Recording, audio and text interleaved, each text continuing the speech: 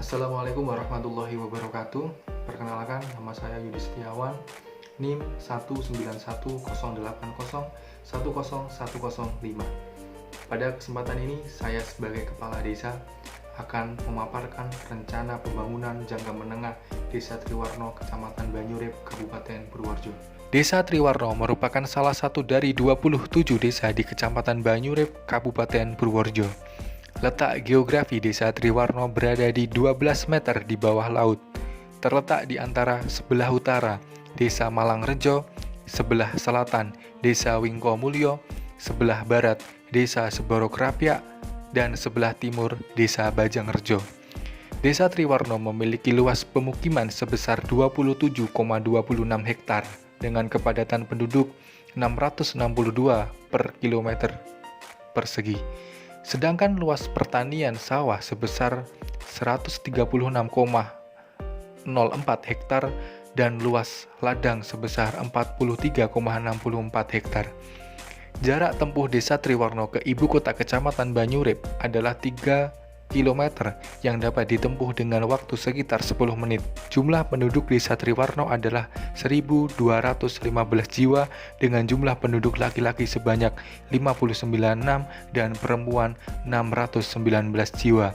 Jumlah penduduk Desa Triwarno didominasi dengan penduduk pada usia produktif. Terdapat lembaga-lembaga kemasyarakatan di Desa Triwarno seperti LPMD, PKK, Posyandu, kelompok pengajian, harisan, simpan pinjam, taruna, remaja masjid, kelompok tani, dan gapoktan.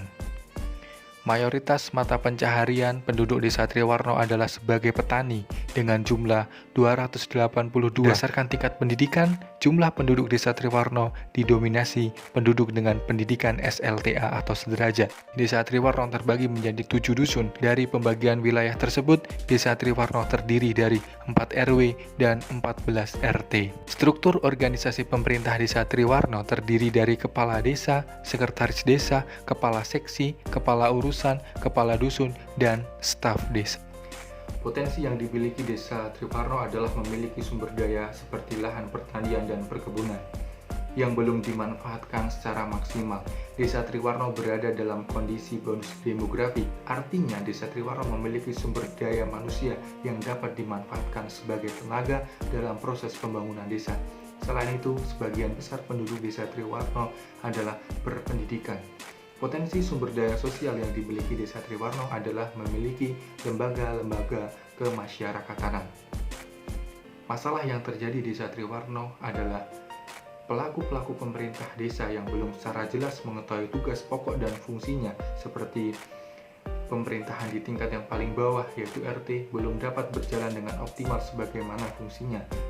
Ditinjau dari kelembagaan dan sosial di Desa Triwarno, masalah yang terjadi yaitu masih rendahnya pemahaman terhadap tugas pokok dan fungsi kelembagaan desa dan masih rendahnya kesadaran masyarakat dalam kegiatan sosial, khususnya pemuda desa.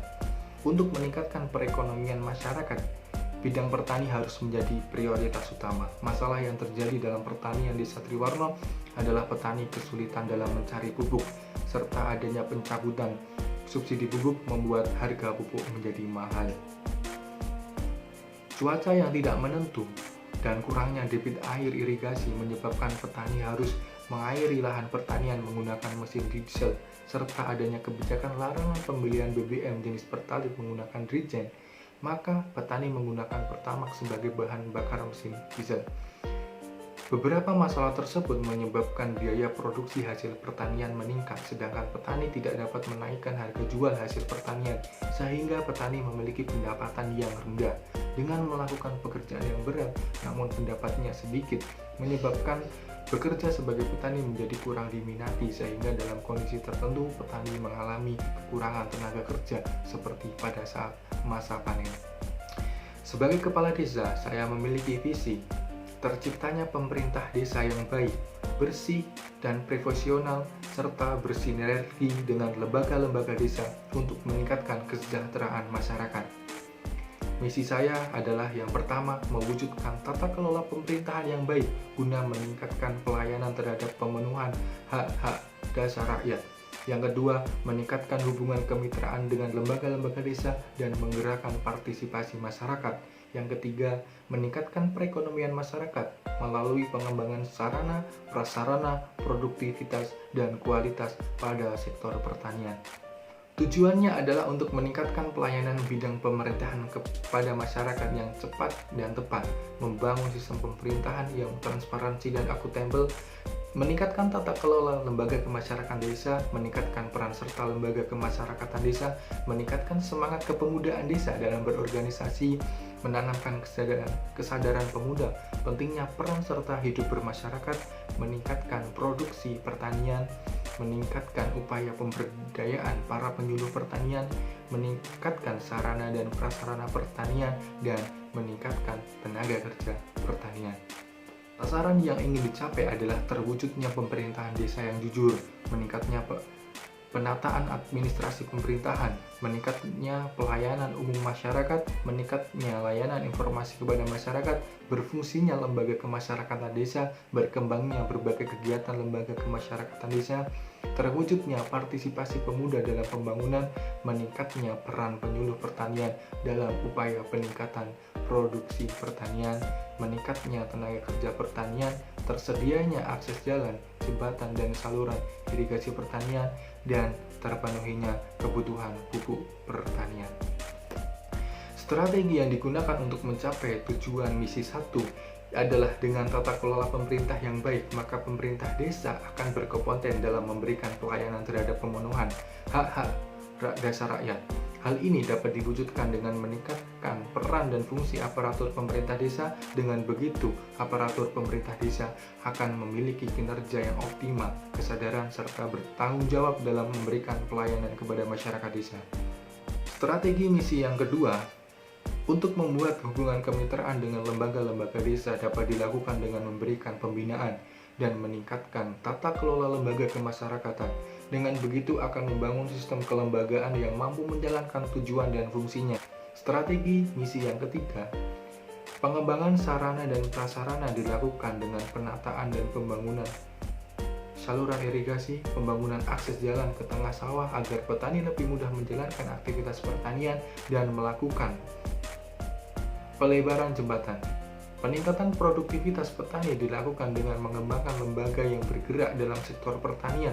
Lembaga tersebut sebagai tempat petani untuk memperkuat kerjasama sesama petani, sehingga diharapkan usaha tani lebih efisien dan mampu menghadapi ancaman, tantangan, dan hambatan.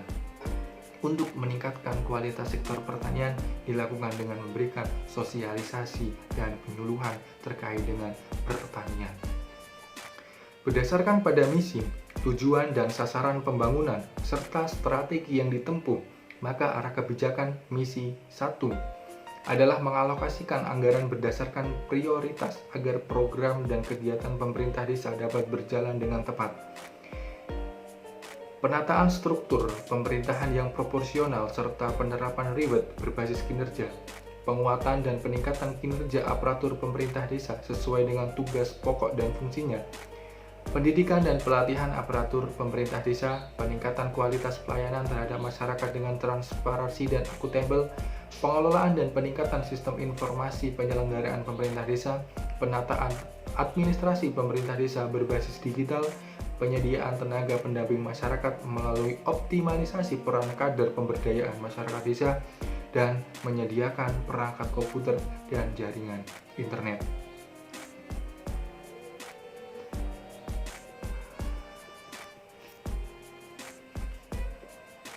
Arah kebijakan misi 2 adalah penguatan dan optimalisasi peran serta lembaga kemasyarakatan desa, pendidikan dan pelatihan pengurus lembaga kemasyarakatan desa, memberdayakan dan mengoptimalkan lembaga pemuda desa, pembangunan sarana prasarana kepemudaan, dan penyelenggaraan pelatihan kepemudaan. Arah kebijakan yang ditempuh pada misi 3 adalah pembangunan sarana dan prasarana infrastruktur seperti saluran irigasi, pembangunan akses jalan di tengah area persawahan, dan pelebaran jembatan untuk aktivitas pertanian. Penguatan dan pengembangan kelembagaan kelompok tani dan gaboktan, optimalisasi kelembagaan BUMDesa sebagai distributor pupuk, meningkatnya pendampingan dan penyuluhan kepada petani, membuka dan meningkatkan lapangan dan tenaga kerja bagi usia produktif, dan mengenalkan teknologi pertanian kepada petani. Kebijakan Umum RPJM Desa Triwarno berisikan penjelasan arah kebijakan pembangunan desa yang menjadi landasan program pembangunan pemerintah desa. Kebijakan yang pertama adalah kebijakan tata kelola pemerintahan. Reformasi birokrasi dan tata kelola merupakan salah satu dari 5 arah kebijakan pembangunan pada RPJM Nasional tahun 2020-2024. Efektivitas pelaksanaan pembangunan perlu didukung dengan sistem kelembagaan yang tepat ukuran, fungsi, dan proses. Sistem kelembagaan ini seharusnya difokuskan pada penataan tata kelola pemerintah desa beserta standar operasional pelaksanaannya. Tata kelola pemerintah desa yang baik dan bersih akan tercapai apabila didukung dengan aparatur pemerintah yang berkualitas. Aparatur pemerintahan sebagai pelaksana pelayanan kepada masyarakat harus memiliki kualitas, profesionalisme, serta akuntabilitas kinerja yang mumpuni. Peningkatan kompetensi dan kualitas aparatur pemerintah sesuai dengan jabatannya menjadi salah satu yang harus dilaksanakan Desa Triwarno. Di sisi lain, penguatan kelembagaan yang efektif dan efisien mulai dari tingkat RT, RW, Kadus, dan perangkat desa menjadi salah satu kunci keberhasilan tata kelola pemerintahan yang baik.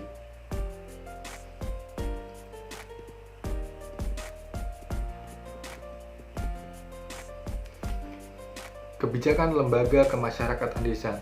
Meningkatkan dan menguatkan lembaga kemasyarakatan desa merupakan langkah yang dilaksanakan untuk memanfaatkan lembaga-lembaga yang sudah terbentuk dan adanya bonus demografi dalam bentuk sumber daya manusia yang berpendidikan. Optimalisasi potensi lembaga kemasyarakatan dan pemuda akan memberikan implikasi positif terhadap proses pembangunan sebagai penggerak dan agen of change dalam pembangunan desa. Kebijakan bidang pertanian meningkatkan sarana, prasarana, produktivitas, kelembagaan, dan kualitas pada bidang pertanian merupakan kebijakan yang dimaksud untuk memaksimalkan potensi desa. Desa Triwarno memiliki lahan pertanian yang luas, serta mayoritas mata pencaharian penduduknya sebagai petani. Selain itu, adanya bonus demografi dapat memberikan dampak terpenuhinya tenaga kerja pertanian. Optimalisasi potensi pada bidang pertanian akan meningkatkan kesejahteraan masyarakat desa. Program pembangunan desa dalam kurun waktu 6 tahun yang akan datang kami bagi dalam 5 bidang. Rencana pembangunan jangka menengah Desa Triwarno akan terlaksana dengan baik jika antara pemerintah pusat, daerah, desa, serta masyarakat bekerja sama untuk mendapatkan hasil yang terbaik berlandaskan tujuan, rumusan, strategi, potensi, arah kebijakan, serta mencari usulan berdasarkan prioritas yang ada. Harapannya hasil yang telah dirangkum dalam RPJM Desa Triwarno dapat terdanai dan dilaksanakan dengan penuh tanggung jawab.